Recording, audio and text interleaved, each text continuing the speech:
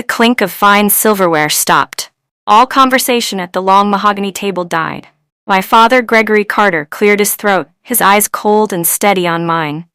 "Eliza," he began, his voice echoing in the sudden silence of our family dining room. "Your mother and I have made a decision. We're cutting you off, for your own good." The words hung in the air, sharp and final. I felt the blood drain from my face. My own mother sat beside him, her smile tight and forced. Across from me, my brother Evan tried to hide a smirk. My world, built on the foundation of their wealth, cracked. I was 36, but in that moment I felt like a scolded child. My hands trembled in my lap. I forced myself to speak, my voice barely a whisper. "And what exactly does cut off mean, Dad?" Gregory leaned back, the picture of calm authority. "It means what it says. The trust fund your grandmother left you? Revoked. I'm the trustee, and I've decided it fosters dependency. Your access to the Hamptons beach house and the Aspen condo? Frozen. Your phone bill? Your health insurance? Your responsibility now." Each word was a hammer blow. Evan couldn't contain his glee. "Guess you'll finally have to get a real job, Eliza. No more dabbling in your little art projects." My mother stared at her plate, saying nothing. The humiliation burned. I pushed my chair back, the legs screeching against the hardwood floor. "I see," I said, my voice shaking with a mix of fury and hurt.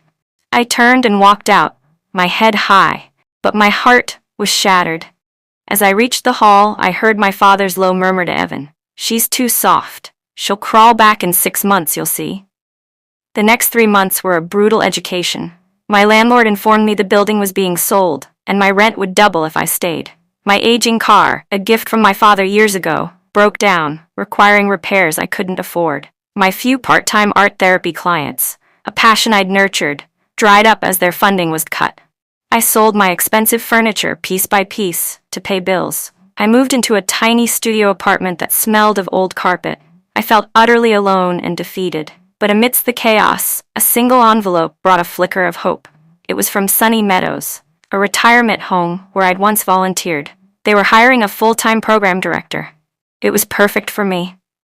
My hands shook with excitement as I filled out the application. Then I saw it, listed at the bottom of the description, Board Chairman, Gregory Carter. I went to the interview anyway, hoping my qualifications and past volunteer work would speak for themselves. The HR manager, a kind-faced woman named Brenda, seemed impressed. "Your ideas for creative therapies are exactly what we need," she said warmly. I left feeling hopeful for the first time in weeks. 2 days later, Brenda called, her voice stiff and formal. "I'm sorry, Eliza. We've been told to move forward with another candidate." The hope curdled into a cold, hard lump in my stomach. I called a friend who worked in the office. She whispered that my father had called the home's administrator, a personal friend, and asked for a favor. That night, in my silent apartment, I cried until no more tears would come. Then I made a quiet promise to the darkness. "You will regret underestimating me." To make ends meet, I took on small jobs. One was helping my elderly neighbor, Mr. Gable, with his grocery shopping and errands. At the post office, he introduced me to his friend Helen, a woman with sharp, intelligent eyes and a warm smile. She reminded me of a retired schoolteacher. We chatted, and she noticed the flyers for my art classes I was trying to distribute. "You have a good soul, helping Arthur like this," Helen said. She offered me part-time administrative work for her small, personal foundation that supported local eldercare initiatives. It was a lifeline. I gratefully accepted. As we discussed the details over coffee, I mentioned my father's name, explaining my sudden career shift. Helen's eyes narrowed in recognition. She smiled knowingly. "Your father's name sounds familiar. Gregory Carter, right?" A few days later, Helen invited me back to her cozy, book-filled home office. Her expression was serious. "I worked with your father briefly, years ago," she revealed. "I was a consultant for one of his first big charity partnerships. I left after 3 months." She leaned forward. "I found discrepancies in the bookkeeping. Large donations were being listed, but the actual funds reaching the intended cause were much smaller. The difference was written off as administrative and consulting fees to another company he controlled." I was stunned. My father, the pillar of the community, the philanthropic hero? "He built his reputation on other people's money, Eliza," Helen said softly. He used charity to make himself look good while padding his own pockets. I was torn. A part of me wanted to take this information and use it to destroy him, to leak it to the press and watch his perfect world burn. But that felt dirty, like becoming a version of him. I confessed my turmoil to Helen. She listened patiently, then placed a gentle hand on mine. You can play small, or you can play smart, she said. Revenge is a hollow victory, but building something real, something honest, with your own two hands, that is the best answer. You deserve both freedom and fairness, Eliza, not a prison of your own anger. Her words settled something in me. I would rise, but I would do it the right way. I would earn my power, not steal it. I threw myself into my work at Helen's Foundation, New Dawn Support. I used my skills to modernize their outreach, creating innovative art and music therapy programs for their partner facilities. My workshops, focusing on dignity and joy for seniors, became a local hit. A reporter from a small community newspaper heard about our success and wrote a feature story. Former heir turns struggle into purpose. It was a small piece, but it felt huge to me. It was my name, my accomplishment, separate from my father. I was at one of our larger events, speaking to a group of residents, when I noticed a well-dressed man watching me intently from the back of the room. He looked familiar. Later, Helen confirmed my suspicion. He was a board member from my father's own financial firm. The whispers started almost immediately. Helen told me she'd received calls from mutual acquaintances asking about me. Gregory is not happy, she said with a wry smile. His little bird has flown the cage and is singing her own song. I heard from a friend that my father was fuming, telling colleagues I was not ready for that level of responsibility. The ultimate irony came when the city announced the recipients of its annual community grant, New Dawn Support 1. The grant my father's company had been heavily favored to secure for one of its own charitable projects. My phone buzzed later that evening. The screen flashed with a name I hadn't seen in months, Dad. I took a deep breath and answered. His voice was tight. Eliza, we need to talk. He chose a stuffy, expensive restaurant downtown, his territory. He was already seated, sipping a scotch.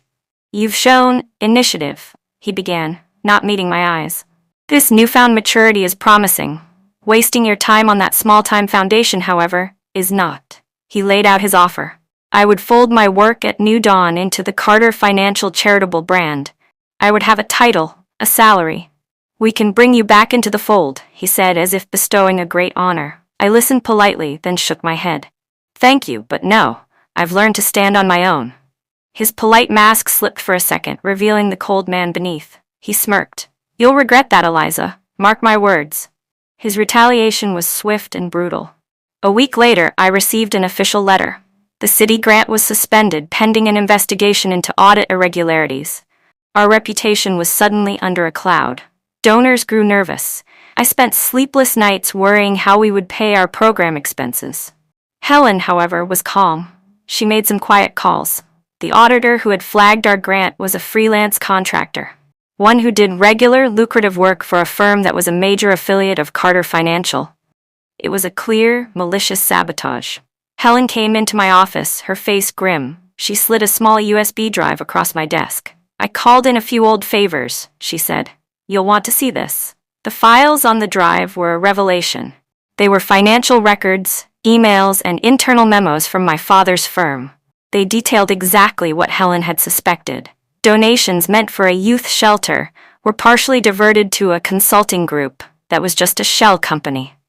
Funds for a food bank were used for marketing and outreach that consisted of expensive galas promoting my father's name.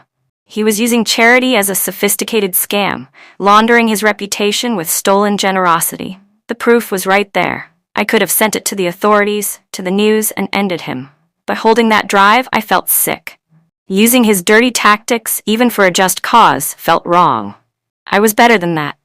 I showed the drive to Helen. What do we do with this? I asked, my conscience warring with my anger. Helen nodded, understanding my conflict. We do nothing with it. For now. This is our insurance policy. Our strategy is to outshine him. Her plan was simple and brilliant. We would build New Dawn's credibility so solid, our results so transparent and impactful, that his shady operation would look pathetic by comparison. We would win in the open. I worked tirelessly. leveraging the local press from the grant controversy to tell our true story. We opened our books to anyone who asked. Honest donors, impressed by our integrity, began to support us. Our efforts led to an unexpected invitation. I was asked to speak at a major regional philanthropy conference. The primary sponsor was Carter Financial. The irony was thick enough to taste. Standing backstage, I saw my father in the front row, his face a stone mask. I walked to the podium and gave the speech of my life. I spoke about authentic giving versus performative wealth. I talked about dignity, not publicity. I didn't mention my father once, but every word felt like a direct challenge to his life's work. The audience gave me a standing ovation. My father was forced to sit there and clap, a tight, painful smile on his face. As I stepped down, a journalist approached me, recorder in hand. "Miss Carter, that was inspiring. I'd love to talk more, specifically about your views on the Carter Financial charity empire." I was careful. I spoke in general terms about ethics and philanthropy, never making a direct accusation about my father. I simply stated New Dawn's principles. The journalist, a sharp woman named Isabella, was clearly digging. She'd heard rumors from former employees of my father's firm. A few weeks later, my phone erupted. It was my father, his voice a frantic snarl. "What did you do? What lies did you tell that reporter?" I kept my voice calm, though my heart was pounding. "I didn't tell her anything that wasn't true, Dad. I just talked about my work." The line went dead. The storm was coming, and I hadn't caused it, but I hadn't stopped it either. The family split wide open.